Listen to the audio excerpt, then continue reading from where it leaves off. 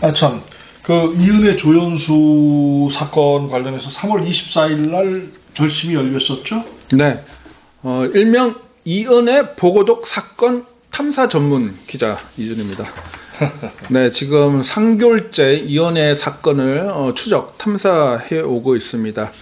지난 3월 24일 이은혜 조연수 살인 등 사건에 관한 항소심 결심 공판이 열렸습니다.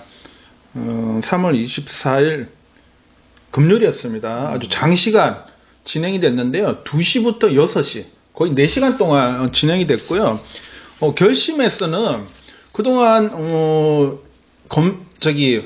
검찰이죠, 그죠? 검찰 측에서 제시하고 확인된 여러 가지 증거 사항과 주요 쟁점 사항, 입장 듣고 또 변호인 측의 또 점검을 확인하고 입장 듣고 피고인 이은혜 조연수에 대한 양측의 신문 그리고 지금 현재로 피해자로 이렇게 명명이 되어 있는 고 윤상엽 씨의 가족에게 마지막 호소랄까요? 입장 표명이 있었고 이은혜 조연수의 최후 진술하고 선고 공판일을 지정하고 하는 형태로 순서대로 이렇게 진행이 됐습니다. 그래서 결심 공판을 제가 또 다 지켜봤고 항소심 재판이 총 5차례 진행됐습니다. 작년 12월부터 올해 3월 말까지 총 5차례 공판 기일이 진행이 됐는데 이 중에 작년 12월은 빼고 올해 1월부터 제가 총 4차례 이렇게 취재를 했습니다. 그래서 항소심의 결론은 이제 곧 선고 이래서 재판부가 결론을 내겠습니다만 제가 지켜본 결과로는 이은혜 조연수에게 적용된 그 혐의가 크게 4가지입니다.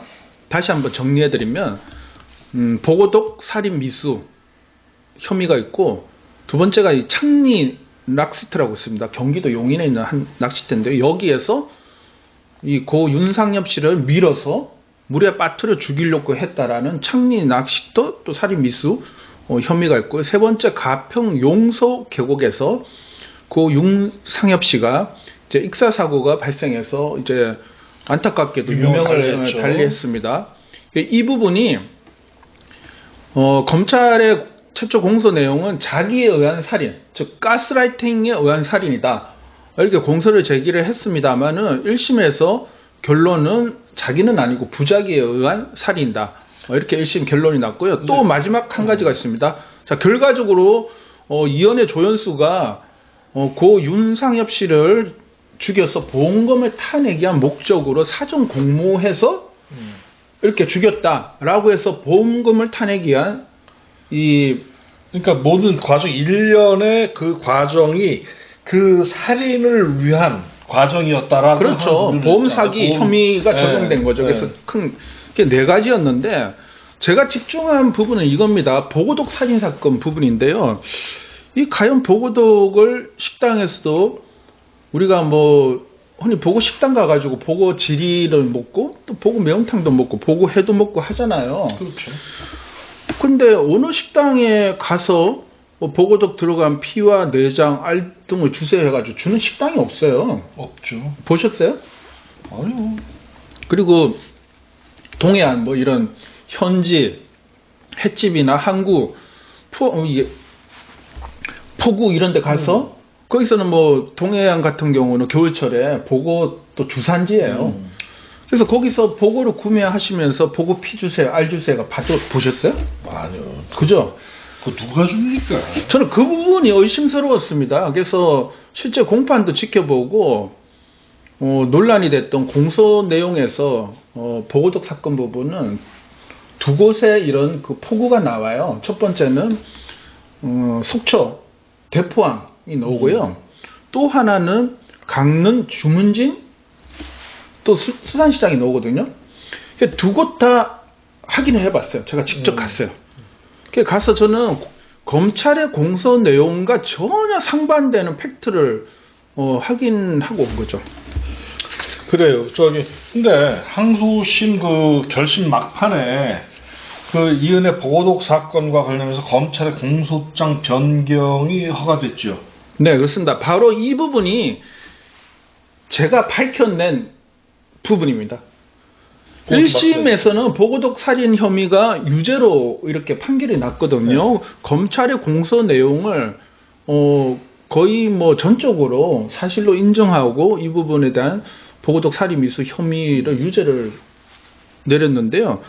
그 근거는 뭐냐면은 이현애 조연수가 2019년 2월 17일 강릉의 한 펜션에서 그 친구 윤상엽 씨를 비롯한 그 친구 뭐 지인들하고 같이 가서 거기서 2박 3일 동안 숙박을 하면서 이게 쉽게 말해가지고 뭐 놀러 간 거죠. 그 한 부분인데 거기에서 이현애 조연수가 텔레그램 메시지를 통해 가지고 뭐 매운탕 뭐 보고 이런 대화를 한 대목이 있어요. 그 부분을 가지고 이거 죽이려고 했다, 계획했다라고 공소를 했는데 저는 그 부분 메시지 전문을 봤거든요. 의심스러운 대목들이 있더라고요. 대표적인 게 이런 겁니다. 조선일보가 작년 4월에 이현애 조연수가 검찰 수사에 응하지 않고 이제 도피를 했잖아요. 도피를 하는 과정에 조선일보가 이런 보도를 했어요. 보고독 이만큼 넣었는데 왜 안 죽지? 단독 보도를 했어요. 단독 보도를 하면은 또 검찰 같은 경우 법조 출입하는 기자들은 조선일보 같은 매체가 단독하면은 받아가 쓰잖아요. 받아 쓰죠. 네. 그래서 수십 군데의 매체가 똑같은 제목을 달고 다 보도를 했어요. 그래서 그 제목만 보면은 이연애가 보고독을 가지고 남편인 윤상엽 씨를 죽이려고 했다라고 근데 안 죽었다. 기정 사실화 돼버렸잖아요. 네. 아주 이렇게 죽이려고 한 아주 파렴치한 사람으로 이렇게 이미 여론 재판이 딱 끝나버린 거잖아요. 그래서 그 텔레그램 메시지를 보면은 보고독 이만큼 넣었는데 왜 안 죽지라는 표현 대화가 없어요. 없는데 왜? 피라고 넣은 대목은 있어. 피라는 단어가 언급되어 있고 네. 왜 쟤 멀쩡하지?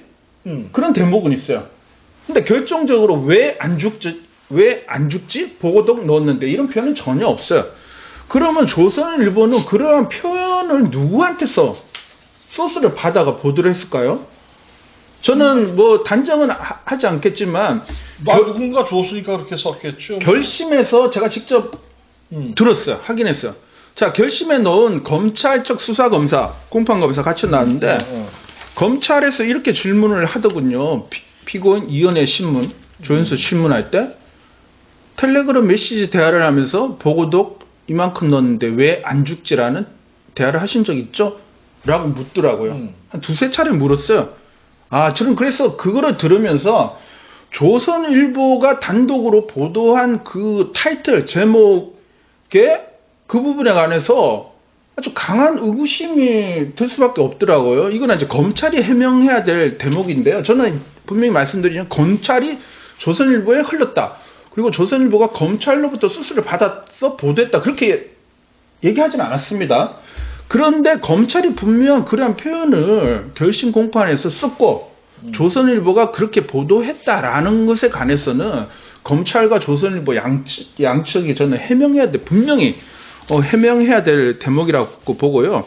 그래서 이 대목에 관해서 결정적인 거는 그럼 과연 조연수 이연애가 보고독이 들어간 내장을 구해가지고 지리를 끓이든 매운탕을 끓여가지고 윤상엽을 먹여서 죽이려고 했는가? 이게 중요한 거잖아요. 바로 이제 그게 문제인데, 이들이 보고 피나 내장을 구했느냐가 중요한 거예요.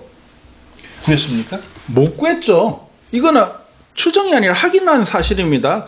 그래서 제가 우리 뉴스 엠뷰가 확인한 사실 때문에 항소심 재판부가 상당히 재판을 진행하면서 이제 결국은 결심을 하고 선고를 해야 되는데 이 부분이 걸렸던 것 같아요. 왜냐하면은 대포항의 선미 엄마입니다. 선미 엄마는 이제 거의 알려졌기 때문에 제가 얘기를 하고, 왜냐하면 이 부분은 그분들의 명예와 관련되어 있기 때문에 그렇죠. 자, 선미 엄마와 대포항 상인들 88명이 우리는 보고독 피 내장을 절대 주거나 팔지 않는다라는 사실 확인서를 집단으로 작성해가지고 재판부에 제출을 했어요. 아주 현지에 가보니까요, 이 상인들의 이 분노가 아주 대단했습니다. 아니, 그 보고독해가 팔았자니까 미쳤어? 그런 걸 왜 그걸 하냐고 아주 펄쩍 뛰더라고요. 그러니까. 그래서 이거 제출하니까 재판부에서 1심 판결을 그대로 하게 되면은 대포항 상인들 선미 엄마의 그 사실 확인을 완전 배척해버리잖아요. 그러니까 아니, 이게 근데 자 이은혜나 조연수가 이쪽 대포항 이쪽에 뭐 아는 횟집이 있는 겁니까 원래? 아닙니다. 그들이 거기를 특정해서 간 것 같지는 않고요. 현지 이런 그 사람들 아마 아실 거예요. 그래서 이런 문제에 봉착하다 보니까 재판부가 텔레그램 메시지 대화와 실제 확인된 사실이 다르다. 일부 다르다. 이 문제 어떻게 할 것이냐. 검찰은 공소장 유지할 거냐, 변경할 것인가를 물은 거예요. 자, 4차 재판에서 물은 거예요. 그래서 결심 전까지 검찰이 공소장 변경할지 여부를 확정해서 알려달라고 재판장이 요구를 한 거예요. 그래서 결심하기 직전에 검찰 측이 공소장 변경 신청서를 내요. 그래서 거기에 보면은 강릉 주문진 항에서 구입한 것까지 포함해서 매운탕을 끓였다라고 조금 더 다르게 이렇게가 냈고, 결심해서 대포항이라고 했었죠. 네, 대포항을 했는데 거기 아니라고 하니까 공소장을 변경해서 이제는 또 주문진으로 다시 가버린 거예요. 그래서 결심해서 재판장이 경찰이 낸 그 공소장 변경의 그 문구에 관해서 조금 수정 얘기를 해가지고 현장에서 수정해서 변경 허가를 해줬어요. 그래서 결론은 뭐냐면은 이렇게 되다 보니까 피고인 변호인 입장에서는 결심 막판에 공소장 변경을 해버렸기 때문에 전혀 대응할 수 없었던 거예요. 방어권이 충분히 보장되지 않은 상황에서 결심이 끝나버렸던 거죠. 그래서 제가 조금 이따가 다시 설명하겠지만 뭐 이렇게 공소장 변경이 이제 진행이 됐습니다. 그렇군요. 그러니까 지금 결국 이제 보고독 관련해서 공소 내용에 문제가 있다라고 하는 거를 확인한 거죠. 네, 아주 심각합니다. 그래서 이제 결심이 3월 24일 끝났잖아요. 네.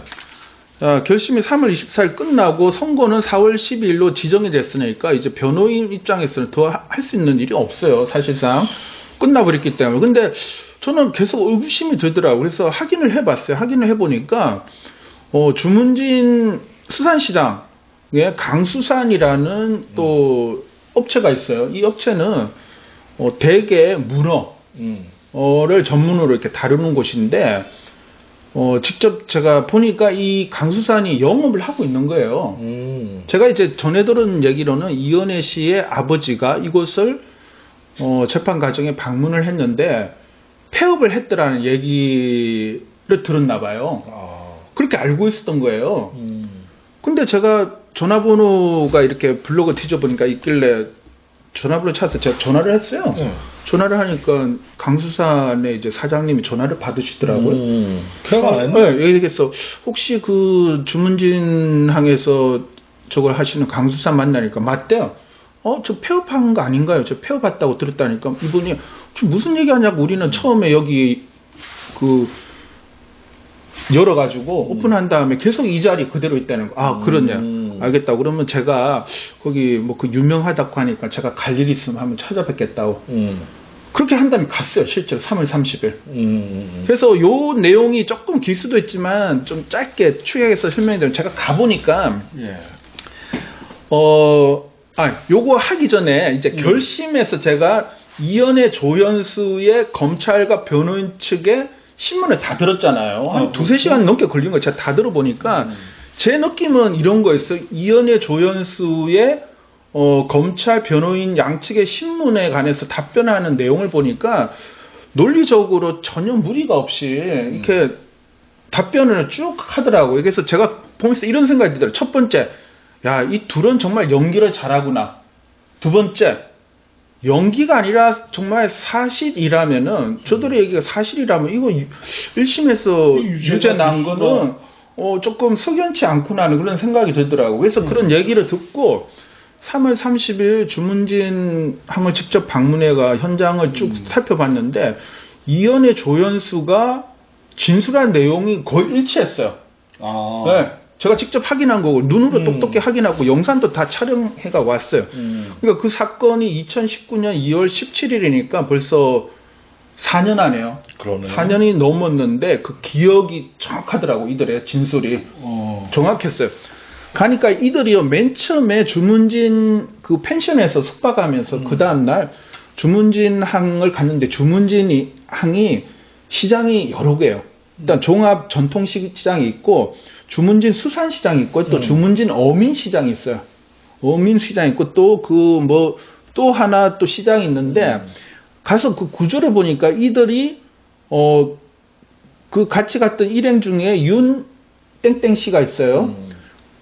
이분이 이제 자기 아버지한테 전화를 해서 아니 회를 뭐를 먹을까 하니까 그 아버지가 겨울철이니까 지금 밀복철이라고 밀복회를 먹으라고 했다는 거예요. 그래서 거기서 주문진 어민시장이에요. 어민시장이 바로 바닷가 앞에 포구 앞에 천막을 쳐놓고 좀 길다랗게 했더라고. 거기 들어가면서 이들이 이곳을 방문해서 그냥 쭉 보다가 그 중에 한 가게에서 밀복을 그 아버지한테 통화를 하고 밀복을 구입한 거예요.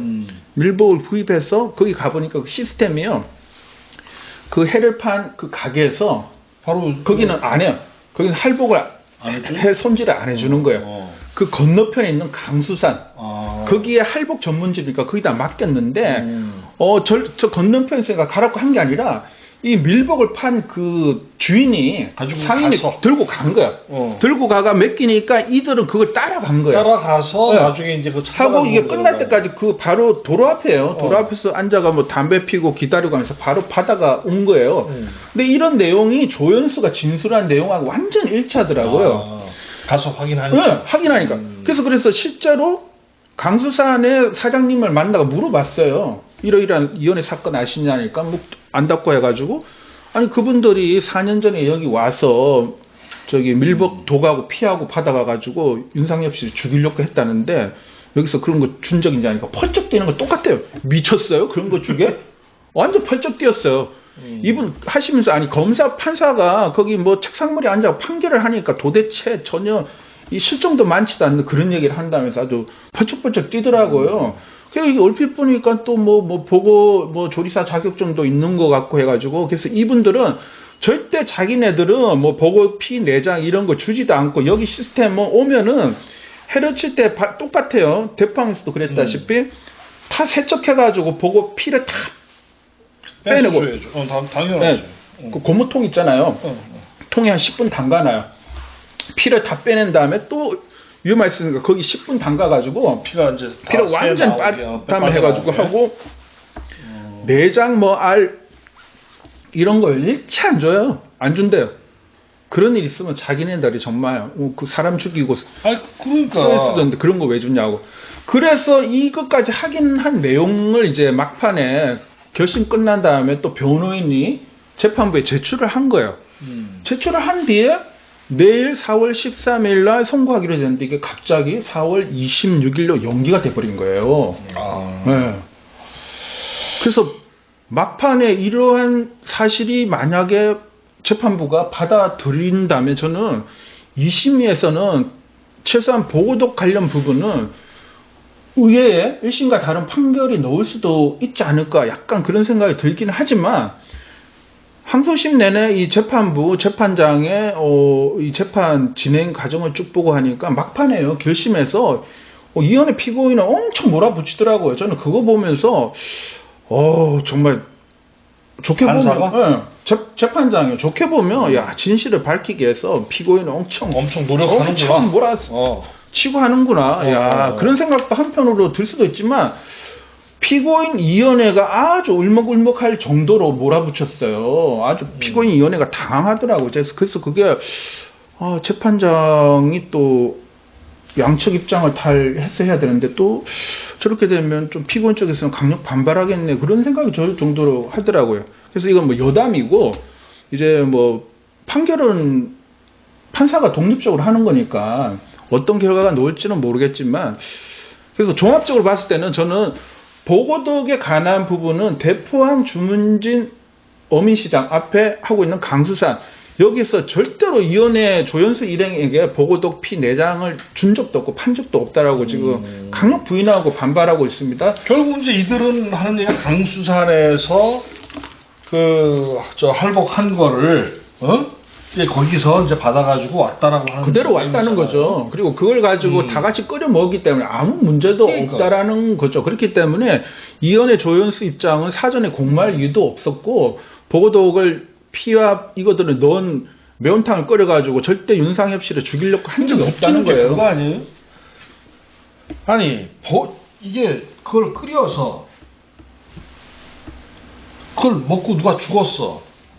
그건 조사받으면 다 드러나는 다 건데 뭐죠? 그걸 그렇게 하겠느냐고. 그래서 우리가 뉴스앤뷰 기사 보도문을 통해서도 그 문제를 지적했는데요. 현재까지는 검찰이 이연의 조연수가 보고독을 해당 업체에서 구입했다라는 명백한 증거를 입증을 못 해내고 있어요. 입증하지 못하고 있고 이 유죄를 1심에서 유죄를 2심에서도 그대로 유죄하려면요. 이연의 조연수가 부인하는 보고독 이런 것들을 거기에서 구입하지 않았다는 사실을 탄핵하는 핵심 증거를 검찰이 제시를 해야 되는데 못하고 있어요. 그 부분 너무 이상한 거 아닙니까? 그런 상황에서 그러면 2심에서 똑같이 1심과 같이 유죄를 때린다고 해보세요. 저는 아주 이거는 실패한 재판, 실패한 판결이라는 그런 생각이 들어요. 그래, 그럼 저 이은혜 사건 현재 그 항소심 과연 어떤 판결이 내려질 거라고 생각하고 계십니까?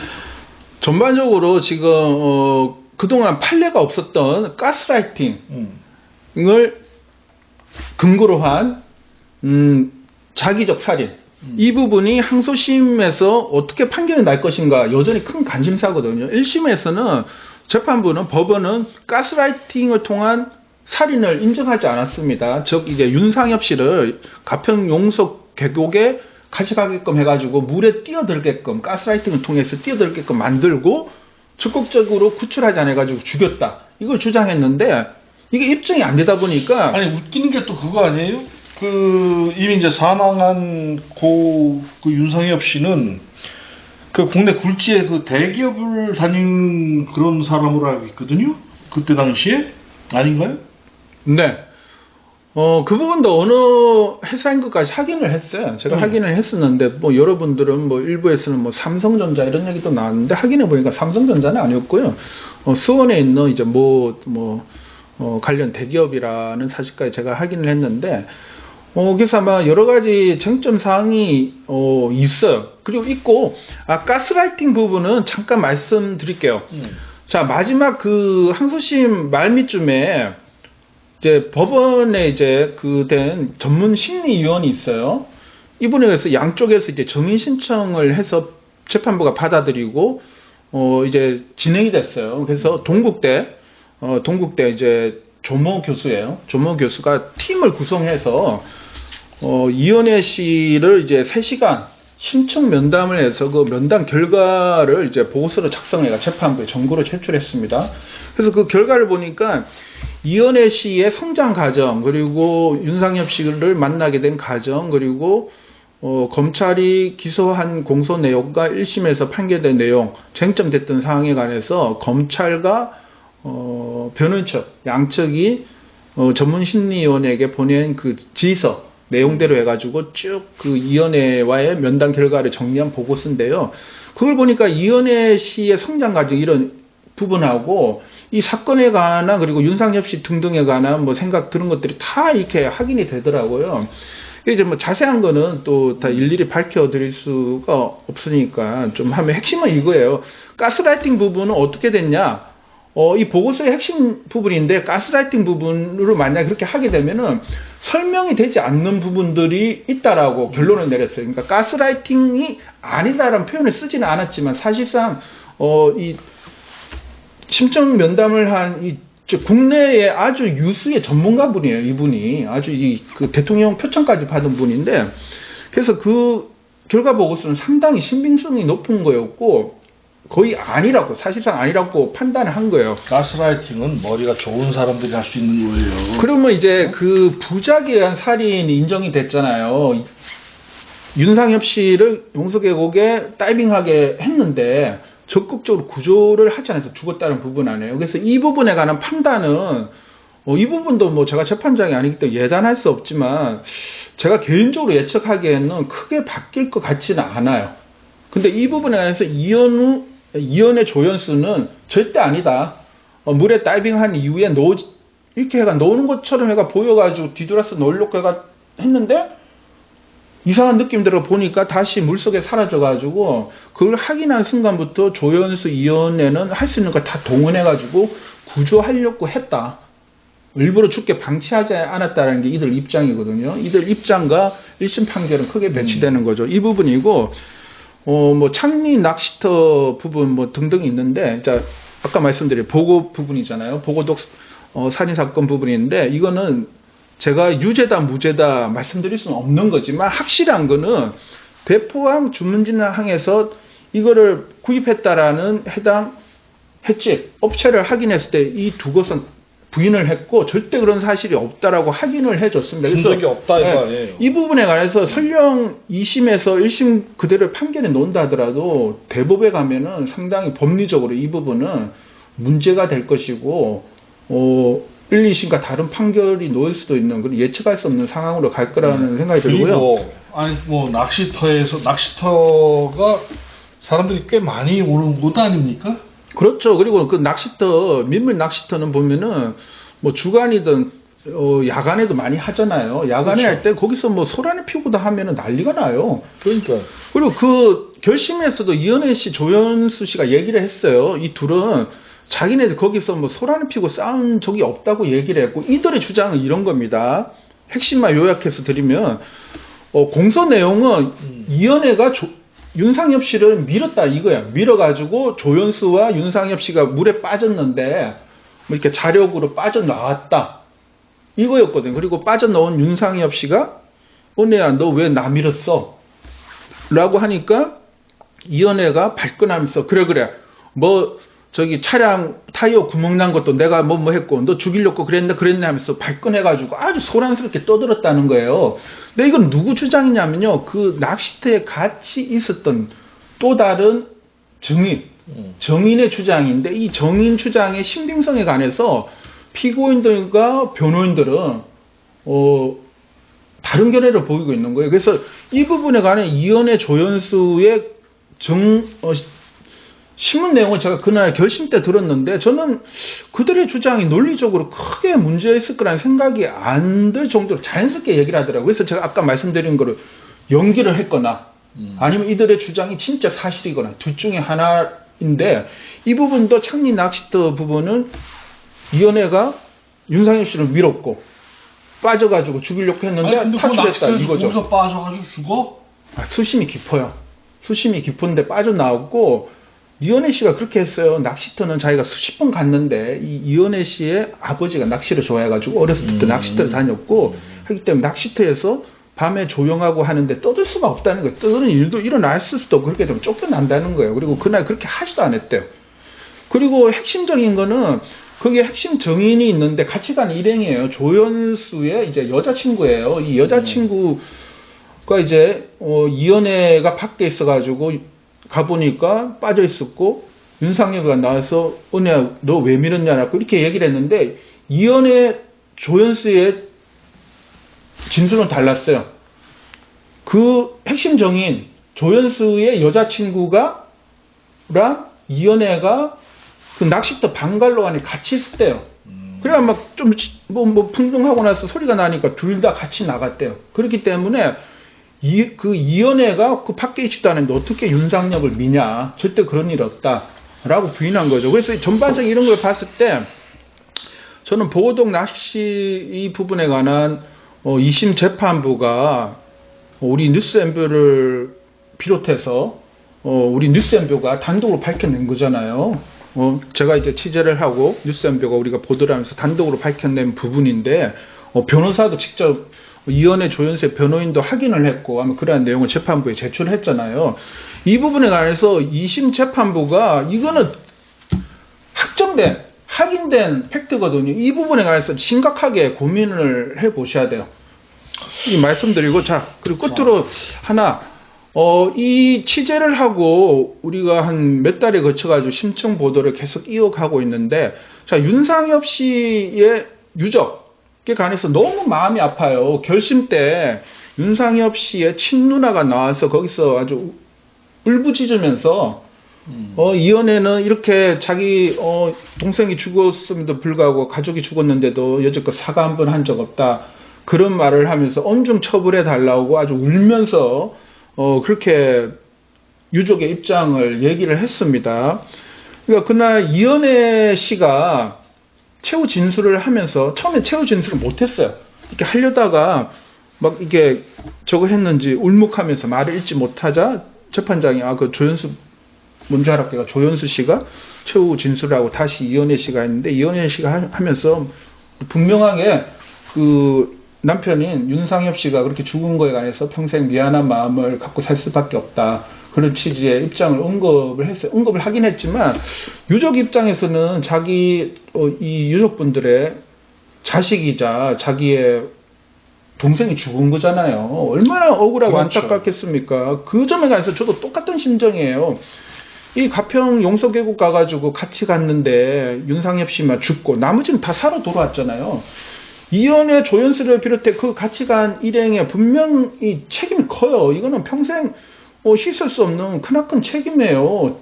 어쨌든 죽게 된 상황 속에서 그런 일이 벌어지기 때문에 그건 틀림없는 사실이에요. 그래서 저는 윤상엽 씨의 그 이제 유명을 달리하신 분이고 정말 윤상엽 씨가 억울한 죽음을 당했다면 그건 명확히 밝혀져 가지고 그게 합당한 가해자가 있다면 처벌을 받아야 되는 사실은 명확하나 우리는 사실을 다루는 기자잖아요. 사실을 다룬 이 기자 언론 입장에서 접근을 해보니 도덕 살인 미수 사건에 관해서는 1심 재판과 검찰의 공소 내용과 너무나 다른 명백한 사실이 확인이 됐다. 이 부분에 관해서는 우리는 심각하게 이 부분에 들여다봐야 된다는 거죠. 그렇습니다. 하여튼 뭐 원래 4월 10일 선고될 그 재판인데 이제 갑자기 이제 2주 연기됐습니다. 4월 26일 선고일이 이제 다시 지정됐어요. 그리고 이제 막판에 반전 판결이 나올지 이제 귀추가 주목됩니다만은 다만 이제 재판장의 그 재판 분위기를 봐서는 1심과 다른 판단이 나올지 그런 예상이 쉽지는 않다고 그렇습니다. 말씀하시더라고요. 그렇기 때문에 저는 이 우리가 확인한 보고도 관련해서 확인된 팩트에 관해서는 재판부가 분명한 입장 표명 내지는 이 판결문에 분명히 언급이 돼야 돼요. 이 부분을 배제해 놓고 보호독 살인 미수 사건을 똑같은 1심과 똑같은 판단을 한다. 이거는 정말 납득하기 어려운 부분이에요. 그리고 이 부분에 관해서는 한국 무죄 네트워크라는 이제 비영리 단체가 있어요. 여기에서도 아주 깊은 관심을 갖고 있고 지금 들여다보고 있는 상황이기 때문에 재판부에서는 또 재판부의 입장과 다를 수는 있겠지만 이 확인된 팩트에 관해서는 주목해야 됩니다. 예, 알겠습니다. 자, 오늘 방송 여기까지입니다. 감사합니다.